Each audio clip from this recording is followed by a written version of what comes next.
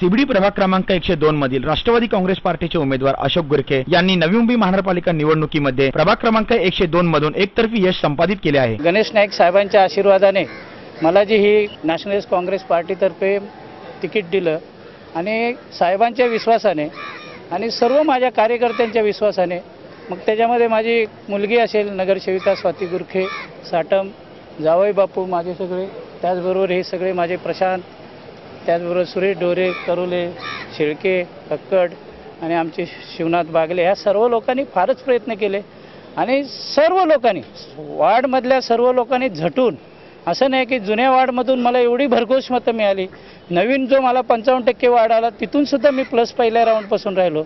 लोकांनी दाखवलेला विश्वास आहे, अगदी 100% मी विश्वास त्यांना सार्थ करून दाखवेन आणि पुढे चांगलं काम करण्याचा मी प्रयत्न करणार आहे। जनसामान्यांच्या हिताची कामे करणाऱ्याचा विजय निश्चितपणे होतो असे अशोक गुरखे यांच्या विजयी निकालाने स्पष्ट केले आहे। कॅमेरा पर्सन साई पवार सोबत सुदीप घोलप, पालिका प्रशासन, प्रभाग क्रमांक 102।